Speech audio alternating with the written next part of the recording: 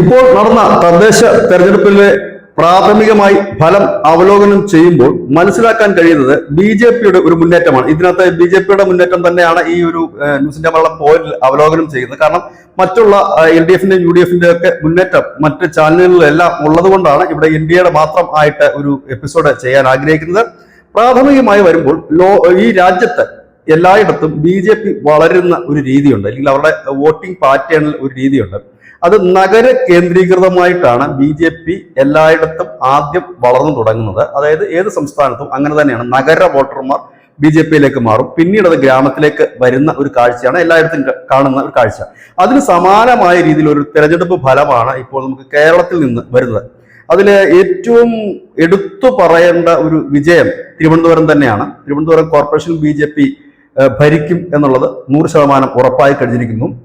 നിലവിൽ ഇപ്പോൾ ഈ വാർത്ത ചെയ്യുമ്പോൾ അവർക്ക് 49-50 സീറ്റ് എന്നുള്ള നിലയിൽ നിൽക്കുകയാണ്. ഇനി ഇവർ ഭരണത്തിൽ എന്തായാലും കയറും. കാരണം ഇനി ഒരു അവിശ്വാസം പ്രതിപക്ഷവും സ്വതന്ത്രന്മാരും എല്ലാം തന്നെ കൊണ്ടുവന്നാലും നിയമസഭാ തെരഞ്ഞെടുപ്പ് കഴിഞ്ഞതിന് ശേഷം മാത്രമേ അവിശ്വാസം വരൂ. കാരണം ഭരണത്തിലേറി 6 മാസത്തിന് ശേഷം മാത്രമേ അവിശ്വാസം കൊണ്ടുവരാൻ കഴിയൂ എന്നുള്ളതാണ്. പക്ഷേ ബി ജെ പിയെ സംബന്ധിച്ച് ഈ 50 സീറ്റ് അല്ലെങ്കിൽ 45 സീറ്റ് ആണെന്നൊക്കെ പറഞ്ഞാലും അവരെ സംബന്ധിച്ച് കേവലം 2 സീറ്റ് കിട്ടിയാൽ പോലും സംസ്ഥാനം ഭരിക്കുന്ന ഒരു പാർട്ടിയാണ്. അതുകൊണ്ട് തന്നെ ഈ ഒരു 50 സീറ്റ് എന്ന് പറഞ്ഞു കഴിഞ്ഞാൽ അവരെ അതിന്റെ ഭൂരിപക്ഷം ശരിയാക്കാൻ ഉള്ള എല്ലാ സാധ്യതകളും നിലനിൽക്കുന്നതാണ്. കാരണം പ്രത്യേകിച്ച് കേരളത്തിൽ അവരുടെ അഭിമാനമായ തലസ്ഥാന നഗരം തന്നെ പിടിക്കുക എന്നുള്ളത് ദേശീയ നേതൃത്വത്തിന്റെയും കൂടെ ഒരു ആവശ്യമായിരുന്നു. ഏതായാലും ആ രീതിയിലേക്ക് തന്നെ അവിടെ വലിയ മുന്നേറ്റം തന്നെ ഉണ്ടാക്കാൻ ബി ജെ പിക്ക് കഴിഞ്ഞിരിക്കുന്നു. അവിടെ യു ഡി എഫ് അവരുടെ നില കുറച്ചുകൂടി മെച്ചപ്പെടുത്തി എന്ന് തന്നെ നമുക്ക് പറയേണ്ടി വരും.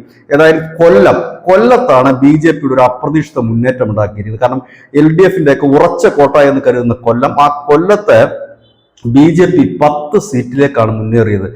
മുൻപ് അവിടെ ബി ജെ പിക്ക് ഉണ്ടായിരുന്നത് 6 സീറ്റാണ്. അതിൽ നിന്ന് അവർ ഒറ്റയടിക്ക് 10ലേക്ക് ഉയർത്തിയിരിക്കുന്നു. ഒപ്പം തന്നെ എൽ ഡി എഫ് 11 സീറ്റിലേക്ക്, ബി ജെ പിയേക്കാൾ 1 സീറ്റ് കൂടുതലാണ് എൽ ഡി എഫിന്റെ ശക്തി കേന്ദ്രമായ കൊല്ലത്ത് അവർക്ക് ഉണ്ടായിരിക്കുന്നത്. അവിടെ യു ഡി എഫ് ആണ് വിജയിച്ചതെങ്കിൽ പോലും അവിടെ ഈ യു ഡി എഫിന് ബദലായിക്കൊണ്ട്, അതായത് ഈ യു ഡി എഫിന്റെ 20 സീറ്റിന് ബദലായിക്കൊണ്ട് കൊല്ലം കോർപ്പറേഷനിൽ നാളെ ഒരു അവിശ്വാസം പ്രമേയമോ ഇല്ലെങ്കിൽ മറ്റെന്തെങ്കിലും വന്നു കഴിഞ്ഞാൽ ബി ജെ പിയും സി പി എമ്മും ഇല്ലെങ്കിൽ എൽ ഡി എഫും കൂടി യോജിച്ചു കഴിഞ്ഞാൽ ഈ യു ഡി എഫിന്റെ ഭരണത്തെ അട്ടിമറിക്കാൻ, അതായത് ബി ജെ പി കൊല്ലത്ത് ഒരു മേജർ പവറായി മാറിയിരിക്കുന്നു, ഒരു നിർണായക ശക്തിയായി മാറിയിരിക്കുന്നു എന്ന് തന്നെ പറയേണ്ടി വരും. കാരണം 10 seat B J pick, N D A മുന്നണിക്ക് 11 സീറ്റ് എൽ ഡി എഫിന്, 20 സീറ്റാണ് ഭരിക്കാൻ. 11ഉം 10ഉം ചേർന്ന 21 ആവും. കോൺഗ്രസിന് 20 സീറ്റ് മാത്രമേ ഉള്ളൂ. അതുകൊണ്ട് തന്നെ ഇവിടുത്തെ ഭരണം വളരെ റിസ്ക് ഉള്ള ഒരു ഭരണമായി തന്നെ ഇപ്പോൾ ജയിച്ച യു ഡി എഫിന് അത് മാറിക്കഴിഞ്ഞിരിക്കുന്നു. മറ്റൊന്ന്, വലിയ മുന്നേറ്റം ബി ജെ പി ഉണ്ടാക്കിയിരിക്കുന്ന ഒരു കോർപ്പറേഷനാണ് കോഴിക്കോട് കോർപ്പറേഷൻ. കഴിഞ്ഞ തവണ 7 സീറ്റ് ഉണ്ടായിരുന്നിടത്ത് നിന്ന് അവർ 13 സീറ്റിലേക്ക് ഉയർന്നു എന്നുള്ളത് വലിയ നേട്ടം തന്നെയാണ്. ഇവിടെയും കൊല്ലത്തിൽ സമാനമായ അന്തരീക്ഷം തന്നെയാണ്. നേരിയ ഭൂരിപക്ഷത്തിലാണ് ഇപ്പോൾ എൽ ഡി എഫ് മുന്നിട്ട് നിൽക്കുന്നത്, ഇല്ലെങ്കിൽ അവരുടെ ഒരു നേരിയ മുന്നേറ്റമാണ്. ഇവിടെ ഈ യു ഡി എഫും ആയിട്ട് ചേർന്നോ ഇല്ലെങ്കിൽ മറ്റ് കക്ഷികൾ, അതായത് യു ഡി എഫിനുമായിട്ട് ബി ജെ പി ചേരുകയോ മറ്റോ ചെയ്തു കഴിഞ്ഞാൽ അവിടെ എൽ ഡി എഫിന്റെ ഭരണം ഒരുപക്ഷെ നഷ്ടപ്പെടാനുള്ള സാധ്യതയുണ്ട്. അതൊക്കെ ഭാവിയിൽ വരുന്ന കാര്യങ്ങളാണ്. അതുകൊണ്ട് തന്നെയാണ് പറയുന്നത് നിർണായകമായ ഒരു സ്ഥാനത്തേക്കാണ് ഈ ബി ജെ പി ഈ പറയുന്ന 3 കോർപ്പറേഷൻ, അതായത് തിരുവനന്തപുരം കോർപ്പറേഷൻ അവർ അബ്സല്യൂട്ട്ലി മെജോറിറ്റിയിൽ അവർ ഭരണത്തിലേക്ക് എത്തിയിരിക്കുന്നു. കൊല്ലത്ത് അവരൊരു മേജർ പവറായി മാറിയിരിക്കുന്നു. ഒന്നുകിൽ ഈ വോട്ടെടുപ്പുകളോ മറ്റോ നടക്കുമ്പോൾ ബി ജെ പിയുടെ സഹായം ഈ ജയിച്ച യു ഡി എഫിന് തേടേണ്ടതായി വരും. കോഴിക്കോടും അങ്ങനെ തന്നെയാണ്. ഇല്ലെങ്കിൽ ഈ വോട്ടെടുപ്പും മറ്റും വരുമ്പോൾ എൽ ഡി എഫും ബി ജെ പിയും ചേർന്ന് കഴിഞ്ഞാൽ അത് പല പ്രമേയങ്ങളും പരാജയപ്പെട്ടു പോകും. കൊല്ലത്തെ അവസ്ഥ കോഴിക്കോടേക്ക് വരുമ്പോൾ അവിടെ യു ഡി എഫും ബി ജെ പിയും ചേർന്നാലും ഇതേ സമാനമായ സാഹചര്യം വരും. അങ്ങനെ കേരളത്തിലെ 6 കോർപ്പറേഷനിൽ 3 കോർപ്പറേഷൻ ഒന്ന് പിടിച്ചു, 2 എണ്ണത്തിൽ നിർണായക റോളിലേക്ക് എത്തിയിരിക്കുന്നു. കണ്ണൂർ കഴിഞ്ഞ തവണ 1 സീറ്റ് മാത്രം ഉണ്ടായിരുന്നു. ബി ജെ പി 4 സീറ്റിലേക്ക് അവർ വളർന്നിരിക്കുന്നു എന്നുള്ളത് ചെറിയ വളർച്ചയല്ല. പ്രത്യേകിച്ച് ഗ്രാമപഞ്ചായത്തുകളിലേക്ക് വരുമ്പോൾ കഴിഞ്ഞ തവണ അവർക്ക് അവർ സ്വന്തമായി ഭരിക്കാൻ അവർക്ക് കഴിയുന്നത് കേവലം 11 പഞ്ചായത്തുകൾ മാത്രമായിരുന്നു. ഇപ്പോൾ അതിന്റെ എണ്ണം 26ആയി ഉയർന്നിരിക്കുന്നു.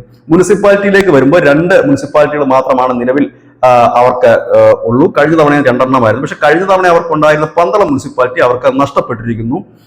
തൃപ്പൂണിത്തുറ മുനിസിപ്പാലിറ്റി അവർ അധികമായി നേടിയിരിക്കുന്നു. പാലക്കാട് മുനിസിപ്പാലിറ്റി അവർ നിലനിർത്തിയിരിക്കുന്നു. ഇവിടെ ശ്രദ്ധേയമായ ഒരു കാര്യം, പത്തനംതിട്ടയും കോട്ടയവും ഒക്കെ അടങ്ങുന്ന അയ്യപ്പന്റെ നാട്, അവിടെ അവർക്ക് ഭരണം ഉണ്ടായിരുന്ന പഞ്ചായത്തുകൾ അവർക്ക് ഭരണം നഷ്ടപ്പെട്ടു. പന്തളം മുനിസിപ്പാലിറ്റിയിൽ അവർക്ക് ഭരണം നഷ്ടപ്പെട്ടു. അതായത് അയ്യപ്പന്റെ വിഷയം ഉയർത്തുന്ന BJP ഗുണകരമാണോ അല്ലയോ എന്നുള്ളൊരു ചോദ്യം പ്രസക്തമാണ്. കാരണം കഴിഞ്ഞ തദ്ദേശ തെരഞ്ഞെടുപ്പിലും അയ്യപ്പന്റെ വിഷയം, സ്ത്രീ പ്രവേശനവുമായി ബന്ധപ്പെട്ട വിഷയം ഉയർത്തിയായിരുന്നു BJP തെരഞ്ഞെടുപ്പിനെ നേരിട്ടത്. പക്ഷെ അവിടെയും പച്ച തൊട്ടില്ല. പക്ഷെ പന്തളത്ത് അവർക്ക് വിജയിക്കാൻ കഴിഞ്ഞിരുന്നു. പത്തനംതിട്ടയില് ചില ഇടങ്ങളിലൊക്കെ വലിയ വിജയം അവർക്ക് നേടാൻ കഴിഞ്ഞിരുന്നെങ്കിൽ ഇത്തവണ അമ്പലക്കൊള്ള അവർ ഉയർത്തിയെങ്കിലും അതിന്റെ നേട്ടം കൊയ്തുകൊണ്ട് പോയത് UDF ആണ് എന്ന് പറയേണ്ടി വരും. കാരണം ഈ അമ്പല വിഷയങ്ങളിൽ എനിക്ക് തോന്നുന്നു ജനങ്ങൾ കുറച്ചുകൂടി UDFനെ പിന്നിൽ അണിനിരക്കുന്ന, അല്ലെങ്കിൽ അവരെ കുറച്ചുകൂടി വിശ്വാസത്തിൽ എടുക്കുന്നതായിട്ടാണ് ഈ തെരഞ്ഞെടുപ്പിന്റെ പ്രാഥമിക വിലയിരുത്തൽ നമുക്ക് മനസ്സിലാക്കാൻ കഴിയുന്നത്. ഏതായാലും തെക്കൻ ജില്ലകളായ തിരുവനന്തപുരം, കൊല്ലം, ആലപ്പുഴ, പത്തനംതിട്ട തുടങ്ങിയ ജില്ലകളിൽ BJPക്ക് വലിയ മുന്നേറ്റം തദ്ദേശ തെരഞ്ഞെടുപ്പ്, അതായത് നഗരസഭയിലായാലും അടക്കം നേടാൻ കഴിഞ്ഞു. ഇനി തൃശ്ശൂർ കോർപ്പറേഷൻ എല്ലാവരും ഉറ്റുനോക്കിയ ഒരു തെരഞ്ഞെടുപ്പായിരുന്നു. തൃശ്ശൂർ കോർപ്പറേഷനിൽ സുരേഷ് ഗോപിയൊക്കെ ജയിച്ച ഇടമാണ്. അവിടെ എന്ത് സംഭവിക്കും എന്ന് ചോദിച്ചാൽ കഴിഞ്ഞ തവണ അവർക്ക് 6 സീറ്റ് ഉണ്ടായിരുന്നു, അതിപ്പോൾ 8 സീറ്റായി അവർക്ക് വർദ്ധിപ്പിക്കാൻ കഴിഞ്ഞു. പക്ഷെ അവിടെ വലിയൊരു ട്വിസ്റ്റ് ഉണ്ടായിരിക്കുന്നു. തകർന്നടിഞ്ഞു എന്ന് പറഞ്ഞ കോൺഗ്രസ് വലിയൊരു തിരിച്ചുവരവ് വന്നിരിക്കുന്നു. അതിന് സാമുദായികപരമായിട്ടുള്ള ചില കാര്യങ്ങളുണ്ട്. അതിനെക്കുറിച്ച് സമഗ്രമായി നമ്മളൊരു വിശകലനം നടത്തുന്നുണ്ട്. അധികം വൈകാതെ, അതായത് 1-2 മണിക്കൂറിനുള്ളിൽ അത് നൽകാൻ പൂർണ്ണമായ ചിത്രം വന്നതിന് ശേഷം സാമുദായികം എങ്ങോട്ടാണ്, ഇപ്പൊ BJP പറയുന്നത് പോലെ ഓരോരോ സമുദായങ്ങൾ അവരെ പിന്തുണച്ചോ ഇല്ലെങ്കിൽ ആ സമുദായങ്ങളുടെ വോട്ട് എങ്ങോട്ടാണ് പോയെന്ന് സമഗ്രമായ ഒരു വിലയിരുത്തലുണ്ട്. പിന്നെ BJPക്ക് ഏറെ അഭിമാനം നൽകുന്ന ഒരു വിജയം എറണാകുളം പള്ളിപ്പുറം പഞ്ചായത്തിലെ മുനമ്പം, അതായത് മുനമ്പം സമരം നടന്ന ഒരു ഏരിയയാണ്. ആ സമരത്തിൽ ആദ്യവസാനം ഉണ്ടായിരുന്ന BJP ആണ്. BJPക്ക് അവിടെ വലിയ വോട്ടോ കാര്യങ്ങളൊന്നും ഉണ്ടായിരുന്ന സ്ഥലമല്ല. പക്ഷെ ആ മുനമ്പം സമരം നടന്ന വാർഡിൽ BJP ജയിച്ചിരിക്കുന്നു. പള്ളിപ്പുറത്തെ മറ്റ് ചില വാർഡുകളിലും BJP വലിയ മുന്നേറ്റം ഉണ്ടാക്കിയിരിക്കുന്നു. അത് അവരെ സംബന്ധിച്ച് വലിയ ആത്മവിശ്വാസം പകരുന്ന ഒരു കാര്യമാണ്. ഏതായാലും ബാക്കിയുള്ള ഇടങ്ങളിൽ നമുക്കിനി ഇവരുടെ സാമുദായികമായിട്ടുള്ള രാഷ്ട്രീയമായിട്ടുള്ള കാര്യങ്ങൾ പരിഗണിക്കേണ്ടതുണ്ട്. ഏതായാലും മൊത്തത്തിൽ നോക്കുമ്പോൾ, ഇതിന്റെ ഈ ഒരു പ്രാഥമികമായി തന്നെ നോക്കുമ്പോൾ BJP സാധാരണഗതി രാജ്യത്ത് വളരാറുള്ള അതേ പാറ്റേണിൽ അവർ വളർന്നിരിക്കുന്നു.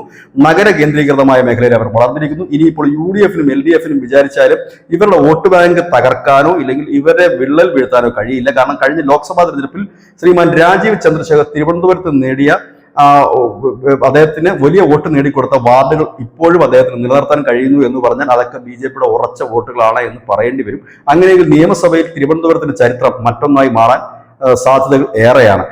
അതായത് ഇപ്പോൾ സാധാരണഗതിയിൽ പറഞ്ഞു കേൾക്കുന്നത് UDF ക്ഷയിക്കുമ്പോൾ BJP വളരുമെന്നാണ്. ഇപ്പോൾ പക്ഷെ അങ്ങനെയല്ല. LDF ക്ഷയിച്ചിടത്താണ് BJP വളർന്നത്. അതിൽ നിന്ന് മനസ്സിലാക്കേണ്ടത് UDF ക്ഷയിച്ചാലോ LDF ക്ഷയിച്ചാലോ BJPയുടെ വളർച്ചയെ തടയാനാകില്ല. ഇത് രണ്ടു കൂട്ടരുടെയും ക്ഷയിക്കുന്നതല്ല. കാരണം BJP മുൻപോട്ട് പോകുന്ന അവരുടെ പ്രവർത്തനങ്ങൾ അല്ലെങ്കിൽ അവരുടെ ആശയങ്ങളാണ് ഇനി സമഗ്രമായി വിലയിരുത്തേണ്ടതുണ്ട്.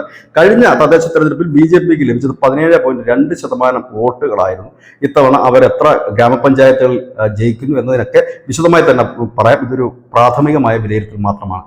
ഇത് തന്നെയാണ് ന്യൂസിന്റെ മലയാളത്തിൽ ഇപ്പോഴത്തെ ഈ എപ്പിസോഡിന്റെ പോയിന്റ്. നന്ദി, നമസ്കാരം.